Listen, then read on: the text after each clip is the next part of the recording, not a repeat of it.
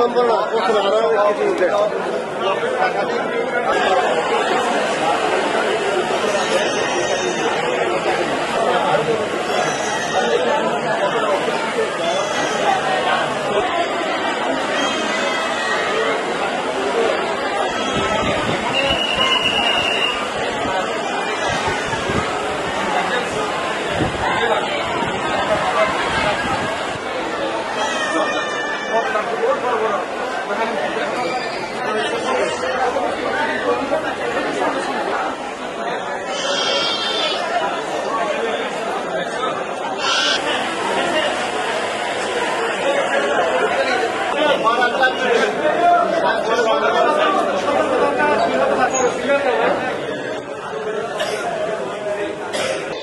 এবং আমি সরজমিনে দেখেছি আসলে 18 জন এখানে এই ধরনের সাসপেক্টেড কেজেস আছে, কিন্তু সব হামের রোগী না।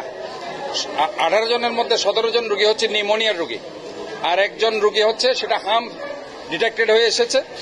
আরেকটা রোগী আমরা দেখেছি রুবেলা, এটা রুবেলার রোগ নিয়ে সেটা এসেছে।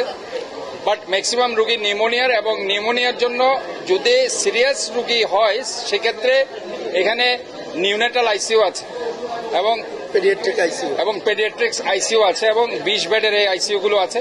তা আশা করি সিরিয়াস কোনো কেসেস এখানে যদি অ্যারাইজ হয় সেক্ষেত্রে তারা আইসিইউ ফ্যাসিলিটিসও তারা দিতে পারছে। সোফার এখানে ইনশাল্লাহ সবাই প্রস্তুতি নিয়ে আছে এবং আশা করি এখানে মিজেলস নিয়ে যে কথাটা এসেছে, হাম এ ধরনের কোনো ম্যাক্সিমাম রোগী নেই।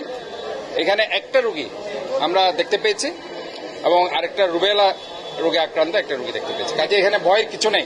চট্টগ্রাম সিটি কর্পোরেশন কোনো ঘাটতি নেই, আমাদের পর্যাপ্ত পরিমাণে টিকা রয়েছে এবং টিকা দিচ্ছে। একজন মেয়র হিসাবে নয়, একজন ডাক্তার হিসাবে, একজন সচেতন নগর সেবক হিসাবে আমি আপনাদের বলতে চাই, আপনারা যে টিকাগুলো আমরা জন্মের পর থেকে আমরা দেওয়া শুরু করেছি, ইভেন মা যখন 5-6 মাসের প্রেগনেন্ট থাকে সেখানেও তাদের টিটানাস টক্সয়েড দেওয়া হয়। কাজে অল টাইপস অফ ভ্যাকসিনেশনের আন্ডারে যদি আমরা আনতে পারি তাহলে পরে এই ধরনের কোনো ভ্যাকসিন ডেফিসিয়েন্সি রিলেটেড কোনো রোগ হবে না। এবং হাম আমরা বলতে পারি, আবারও আমি বলছি, পুরা চট্টগ্রাম মেডিকেল কলেজে একটা হামের রোগী আমরা আজকে পেয়েছি।